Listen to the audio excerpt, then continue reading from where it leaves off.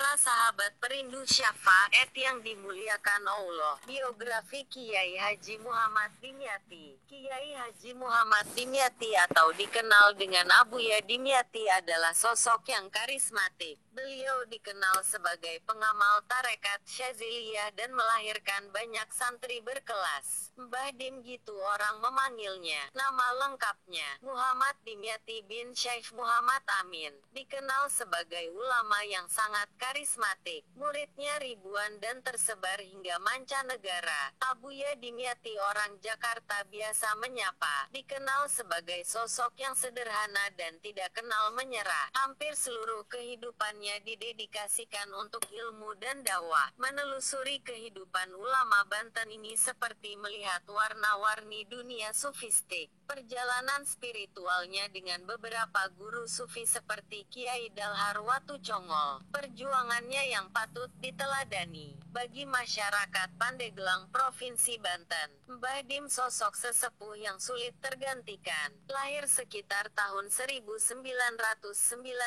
dikenal pribadi bersahaja dan penganut tarekat yang disegani. Abuya Dimyati juga kesohor sebagai guru pesantren dan penganjur ajaran Ahlussunnah wal Jamaah. Pondoknya di Cidahu, Pandeglang, Banten tidak pernah sepi dari para tamu maupun pencari ilmu, bahkan menjadi tempat rujukan santri, pejabat hingga kiai. Semasa hidupnya, Abuya Dimyati dikenal sebagai gurunya dari para guru dan kiainya dari para kiai. Masyarakat Banten menjuluki beliau juga sebagai pakunya daerah Banten. Abuya Dimyati dikenal sosok ulama yang mumpuni, bukan saja mengajarkan ilmu syariah tapi juga menjalankan kehidupan dengan pendekatan tasawuf. Abuya dikenal sebagai penganut tarekat Naksabandiyah Qadiriyah. Tidak salah kalau sampai sekarang telah mempunyai ribuan murid. Mereka tersebar di seluruh penjuru tanah air bahkan luar negeri. Sewaktu masih hidup, pesantrennya tidak pernah sepi dari kegiatan mengaji. Bahkan Mbah Dim mempunyai majelis khusus yang namanya Majelis Seng. Dinamakan Majelis Seng karena tiap dinding dari tempat pengajian sebagian besar terbuat dari seng. Di tempat ini pula Abuya Dimyati menerima tamu-tamu penting seperti pejabat pemerintah maupun para petinggi negeri. Majelis Seng inilah yang kemudian dipakainya untuk pengajian sehari-hari semenjak kebakaran hingga sampai wafatnya. Lahir dari pasangan Haji Muhammad Amin dan Hajah Ruqoyah, sejak kecil memang sudah menampakkan kecerdasannya dan kesalihannya. Beliau belajar dari satu pesantren ke pesantren seperti pesantren Cadasari, Kadupeseng, Pandeglang, kemudian ke pesantren di Pelamunan hingga Pleret, Cirebon.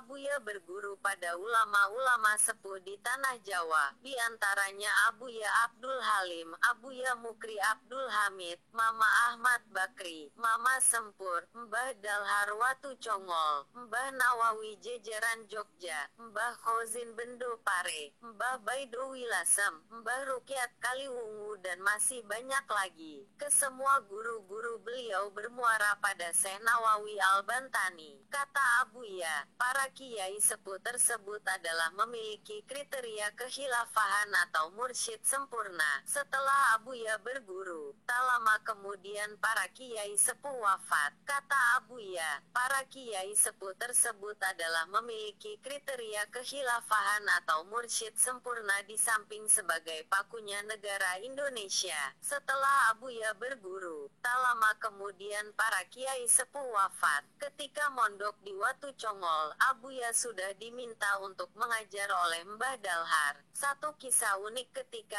Abuya datang pertama ke Watu Congol, Mbah Dalhar memberi kabar kepada santri-santri besok akan datang kitab banyak, dan hal ini terbukti mulai saat masih mondok di Watu Congol sampai di tempat beliau mondok lainnya, hingga sampai Abuya menetap. Beliau banyak mengajar dan mengorek kitab-kitab. Di Pondok Bendo Pare, Abuya lebih dikenal dengan sebutan Mbah Dim Banten. Karena kewiraiannya di setiap pesantren yang disinggahinya selalu ada peningkatan santri mengaji. Semasa hidupnya, Abuya Dimyati dikenal sebagai gurunya dari para guru dan kiainya dari para kiai. Masyarakat Banten menjuluki beliau juga sebagai pakunya daerah Banten. Saking pentingnya ngaji dan belajar, satu hal yang sering disampaikan dan diingatkan Mbah Dim adalah, jangan sampai ngaji ditinggalkan karena kesibukan lain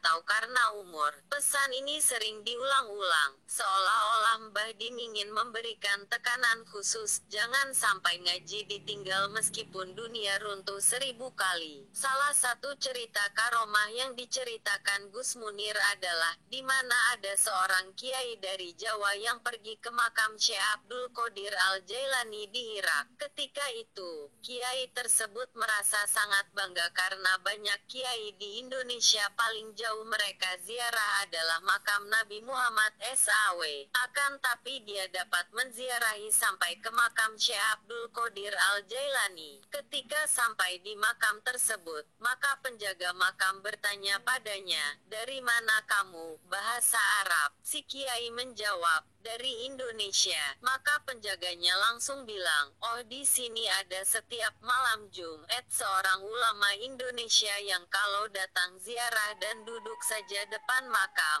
maka segenap penziarah akan diam dan menghormati beliau. Beliau membaca Al-Quran, maka penziarah lain akan meneruskan bacaan mereka." Maka kiai tadi kaget dan berniat untuk menunggu sampai malam Jumat agar tahu siapa sebenarnya ulama tersebut. Ternyata pada hari yang ditunggu-tunggu, ulama tersebut adalah Abuya Dimyati. Maka kiai tersebut terus kagum, dan ketika pulang ke Jawa, dia menceritakan bagaimana beliau bertemu Abuya Dimyati di makam Syekh Abdul Qadir Al-Jailani. Ketika itu Abuya masih di pondok dan mengaji dengan santri-santrinya. Di balik kemasyhuran nama Abuya, beliau adalah orang yang sederhana dan bersahaja. Kalau melihat wajah beliau terasa ada perasaan adem dan tenteram di hati orang yang melihatnya. Abuya Dimyati menempuh jalan spiritual yang unik. Beliau secara tegas menyeru, "Tarika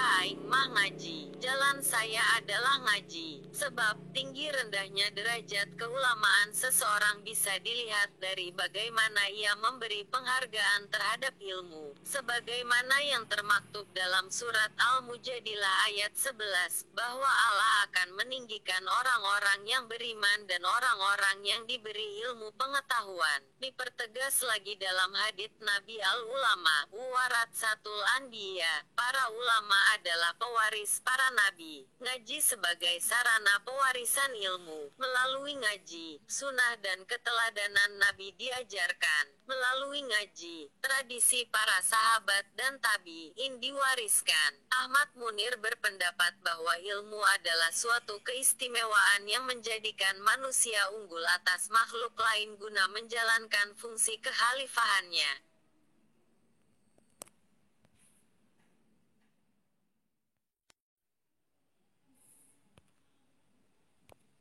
Assalamualaikum warahmatullahi wabarakatuh. Para sahabat perindu syafaat yang dimuliakan Allah. Biografi Kiai Haji Muhammad Dimyati. Kiai Haji Muhammad Dimyati atau dikenal dengan Abuya Dimyati